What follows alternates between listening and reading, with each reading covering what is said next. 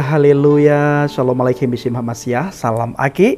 Aku kabarkan Injil keselamatan. Bapak Ibu kasih Tuhan, ketemu lagi dengan saya Evangelis Avraham Effendi Usman. Bagaimana kabar Bapak Ibu semua? Tentu luar biasa. Dan saudaraku para pencinta Injil Habaget, kali ini saya ingin membahas satu komentar yang menurut saya komentar ini perlu sekali saya bahas. Dan ini Bapak Ibu bukan kali pertama orang-orang yang mengomentari di channel kita seperti ini. Beberapa waktu yang lalu ada juga komentar dari Aceh langsung, di mana orang tersebut ingin menghabisi saya. Nah, kali ini Bapak Ibu, komentar ini sangat membuat saya elus dada. Dia berkata begini, Effendi Usman benar-benar manusia laknat. Orang itu berkata kepada saya bahwa Effendi Usman benar-benar manusia laknat. Pertanyaannya, kenapa orang ini mengatakan kepada saya manusia laknat Bapak Ibu? Itu dikarenakan Bapak Ibu pelayanan yang saya lakukan selama ini. Saya selalu memberitakan Injil dan selalu menjawab setiap tuduhan mereka tentang Alkitab. Apa yang sudah mereka bengkokkan, saya selalu luruskan. Lalu saya bukan saja menjawab menurut versi Alkitab, tetapi saya juga menjawab menurut iman percaya saya yang lama. Ya tentunya berdasarkan data, fakta yang ada. Tidak saya tambahkan, tidak saya lebihkan. Nah, dia berkata, Effendi Usman benar-benar manusia laknat. Dia lupa siapa yang menciptakan dia. Dia berkata, saya ini benar-benar manusia laknat. Saya lupa terhadap siapa yang menciptakan saya. Bapak Ibu, memang saya dulu benar-benar manusia laknat dikarenakan saya tidak tahu siapa yang menciptakan saya. Saya beragama karena orang tua. Artinya karena ikut-ikutan. Tetapi setelah saya mengenal kebenaran, saya tinggal dalam kebenaran, mulailah apa yang terselubung dalam hati dan pikiran saya, itu Tuhan singkapkan semuanya. Sehingga saya sangat tahu siapa pencipta saya, siapa Tuhan yang saya sembah, siapa pribadi yang saya sembah, siapa yang menyelamatkan saya. Kalau dulu Bapak Ibu, saya tidak tahu siapa yang saya sembah, siapa yang menyelamatkan saya tidak tahu. Siapa yang memberikan syafaat kepada saya tidak tahu. Hanya ikut-ikutan saudaraku. Tanpa bukti, tanpa data. Benar-benar saya beragama, beriman karena ikut-ikutan. Tetapi setelah saya percaya kepada Yesus Kristus, pribadi yang menyelamatkan umat manusia, pribadi yang datang dari surga, pribadi yang memberikan jaminan kepastian keselamatan kepada seluruh umat manusia, baru saya bisa memahami, saya bisa mengerti siapa pencipta saya. Dulu saya tidak tahu siapa pencipta saya. Saya benar-benar manusia laknat. Tapi sekarang saya tahu siapa yang menciptakan saya dan siapa yang saya sembah. Saya sering berkata kepada orang-orang yang saya injili, kita diciptakan oleh Tuhan yang sama, tetapi kita tidak menyembah Tuhan yang sama. Ya, kita diciptakan oleh Tuhan yang sama, tetapi kita menyembah bukan kepada Tuhan yang sama. Beda sesembahan kita dengan sesembahan yang lain Bapak Ibu. Berbeda sekali. Maka kita tidak mau mengatakan bahwa Tuhan mereka itu Tuhan kita. Begitu juga sebaliknya. Mereka juga begitu. Tidak mau mengatakan dan mengakui Tuhan kita itu Tuhan mereka. Nah, saya mengenal siapa yang saya sembah. Saya tahu siapa yang saya imani. Pribadi yang saya sembah, saya sangat paham, saya sangat tahu. Kenapa? Begitu saya percaya kepada Injil, cahaya Injil itu yang menerangi hati saya, cahaya Injil itu yang memberikan pengertian kepada saya, cahaya Injil itu yang memberikan pemahaman kepada saya, cahaya Injil itu yang memberikan, yang menerangi jalan saya, sehingga saya tahu betul siapa Tuhan yang saya sembah dan siapa Tuhan yang menciptakan saya. Ya tentunya semua umat Kristen di dunia ini tahu siapa penciptanya.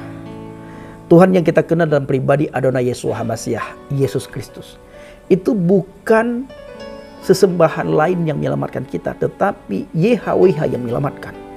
Yeshua HaMashiach atau Yesus Kristus artinya YHWH yang menyelamatkan, Yahweh yang menyelamatkan. Dia yang menyelamatkan kita. Nah, kita mengenal dia melalui pribadi Yesus Kristus. Kita mengenal Sang Pencipta kita melalui pribadi Yesus Kristus. Kita mengenal Bapa, kita mengenal Tuhan, mengenal Pencipta itu melalui firman-Nya. Tanpa kita kenal firman, kita tidak akan bisa mengenal Sang Pencipta. kita tidak akan bisa mengenal Bapa, kita tidak akan bisa mengenal siapa yang menciptakan kita. Secara otomatis kita tidak akan mengenal Tuhan. Kita bisa mengenal itu semua melalui pribadi Yesus Kristus, melalui firman-Nya. Tanpa kita mengenal firman, kita tidak akan bisa mengenal Tuhan. Nah, jadi jelas sekali ini namanya Hendra, Bapak Ibu ya. Hendra berkata, Effendi Usman benar-benar manusia laknat, dia lupa siapa yang menciptakan dia. Dulu saya akui siapa yang menciptakan saya lupa, saya tidak tahu siapa yang menciptakan. Tetapi sekarang saya sangat tahu siapa yang menciptakan. Ditambah lagi Bapak Ibu, orang-orang sangat benci kepada saya karena penginjilan yang saya lakukan. Karena apa yang saya sampaikan membuat orang berpikir dengan kritis. Membuat orang bisa tahu kebenaran. Membuat orang bisa datang kepada Injil. Membuat orang ingin membaca Injil, ingin membaca firman Tuhan. Karena apa yang saya sampaikan bukan saja Injil, tetapi iman saya yang lama juga. Beberapa ayat saya bacakan, tujuannya apa? Agar mereka juga melihat Injil. Karena di dalam Al-Quran ada beberapa ayat yang berbicara tentang Injil. Bahkan dikatakan dalam Al-Quran, kamu tidak dipandang beragama sedikit pun. Ya, sedikit pun kamu tidak akan dipandang orang yang beragama kalau tidak menegakkan ajaran Taurat dan Injil. Nah, bahkan dalam Al-Quran juga Allah berkata kepada Nabi Muhammad SAW, Nabi yang diimani oleh saudara kita umat Islam. Apa kata Allah kepada Nabi Muhammad?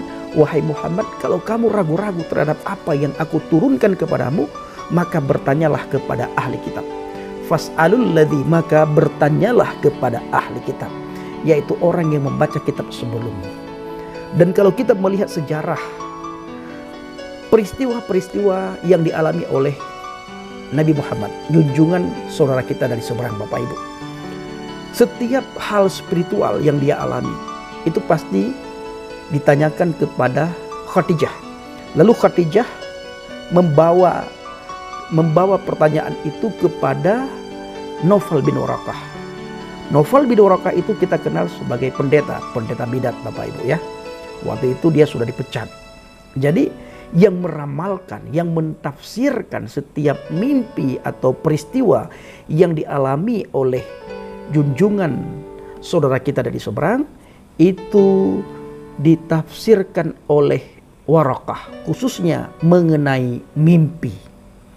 Itu ditafsirkan oleh Naufal bin Waraqah. Nah, Bapak Ibu yang dikasihi Tuhan, para pencinta channel Jelha Baget, saya tidak akan diam ketika saya tahu kebenaran, dan kebenaran itu yang memerdekakan saya, dan saya membagikan kebenaran itu kepada banyak orang. Sekalipun saya dicemooh, saya dihina, saya dicaci maki, saya diintimidasi, bahkan ada beberapa komentar yang mengatakan holol doroh, saya tetap memberitakan Injil.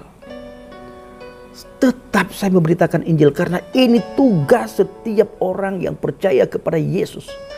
Tugas semua orang Kristen itu memberitakan Injil. Begitu seseorang percaya kepada Yesus, detik itu juga amanat agung sudah ada di pundak orang tersebut. Karena setiap orang Kristen disuruh untuk pergi memberitakan Injil. Kecuali orang Kristen-Kristenan. Apa arti Kristen-Kristenan? Kristen KTP, Kristen karena keturunan, Kristen karena lingkungan, Kristen karena keadaan. Apa maksud Kristen keadaan? Kristen karena pernikahan, karena jodoh, karena perkawinan, karena pertemanan, persahabatan, tetapi bukan Kristen yang mengalami pribadi Kristus. Bukan Kristen yang tinggal di dalam Kristus. Jadi saudaraku yang dikasihi Tuhan, para pencinta channel Jelha Baget, saya ingin mengajak kita semuanya, jangan takut untuk kita beritakan Injil. Karena tugas memberitakan Injil adalah bukan tugas gereja, bukan tugas pendeta, bukan tugas penginjil saja, tetapi tugas semua umat Kristen. Tugas semua orang yang sudah percaya kepada Yesus. Dan tugas ini diberikan langsung oleh Yesus. Diberikan mandat langsung oleh Yesus. Bukan gereja, bukan sinode, bukan organisasi yang memberikan tugas ini. Tugas memberitakan Injil itu tugas yang diberikan langsung, yang diperintahkan langsung oleh Yesus. Yang diperintah langsung oleh Sang Firman itu sendiri, yaitu Yeshua HaMashiach. Maka jangan pernah takut sekalipun ada ancaman dan intimidasi. Injil harus kita beritakan. Seperti yang akan saya lakukan beberapa hari ke depan. Tanggal 8 Bapak Ibu, saya berangkat ke Aceh.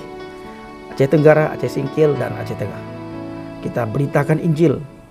Kita menguatkan anak Tuhan di sana dan mengajarkan Islamologi sehingga anak-anak Tuhan, jemaat Tuhan bisa bertanya jawab dengan para guru palsu yang hadir di tengah-tengah umat Tuhan. Dan orang-orang yang sudah saya injili juga Bapak Ibu, saya selalu mengajarkan untuk pergi beritakan Injil, bersaksi. Jangan ajarkan doktrin dan jangan ajarkan macam-macam. Ceritakan tentang Injil, bersaksi siapa itu Yesus Kristus. Karena kita bersaksi itu tidak butuh gelar Bapak Ibu. Tidak butuh gelar S1, S2, S3, STH, MTH, itu tidak butuh semuanya. Tinggal kita mau tidak kita bersaksi. Tetapi bila kita tinggal dalam Kristus, kita tinggal dalam firman, pasti kita bersaksi tentang firman Tuhan. Tetapi sekalipun orang tersebut STH, MTH, kalau tidak tinggal di dalam firman, tidak tinggal dalam Kristus, orang itu sampai kapanpun tidak akan menjadi saksi Kristus. Hanya jadi tukang debat, ya, tukang koreksi, tukang macam-macam. Tetapi sekalipun tidak ada gelar STH, MTH, kalau orang itu tinggal dalam Kristus, tinggal dalam firman, orang tersebut pasti bersaksi tentang firman, bersaksi tentang Kristus. Sebaliknya, sekalipun STH, MTH, kalau orang itu tidak tinggal dalam Kristus, STH, MTH hanya sebatas gelar, orang itu tidak akan menjadi saksi Kristus. Baik saudaraku, kiranya video singkat ini menjadi berkat bagi kita semuanya dan menjadi pelajaran bagi kita, menjadi penguatan iman bagi kita, bisa meneguhkan iman percaya kita kepada Yesus. Sekalipun ada halangan, rintangan, dan tangan, tetap beritakan Injil, tetap bersaksi. Jangan pernah takut. Karena Alkitab mengatakan dalam Injil Matius 28 ayat yang ke-20 Bapak Ibu. Ketika kita memberitakan Injil, kita ajarin, maka Yesus menyertai kita. Pergilah, beritakanlah Injil, ajarilah, didiklah orang yang kita injili. Tuhan menyertai kita. Jadi kalau Tuhan yang menyertai kita, apa yang perlu kita takutkan? Yang pertama, perintah memberitakan Injil adalah perintahnya Tuhan. Yang kedua, Tuhan menyertai setiap orang yang melakukan penginjilan. Jadi apa yang perlu ditakutkan? Tidak ada. Assalamualaikum warahmatullahi wabarakatuh. Salam Aki, aku kabarkan Injil keselamatan. Bapak Yahweh Bishim Adonai Yesus Hamasiah Waruah Kudus memberkati kita semua. Haleluya, amin, salam murtadin. Saya mengucapkan terima kasih kepada Bapak Ibu yang selalu mendukung pelayanan Habaget, baik melalui doa, dana, motivasi maupun support saudara. Terus dukung dalam doa dan bawa Habaget dalam doa syafaat saudara. Terima kasih.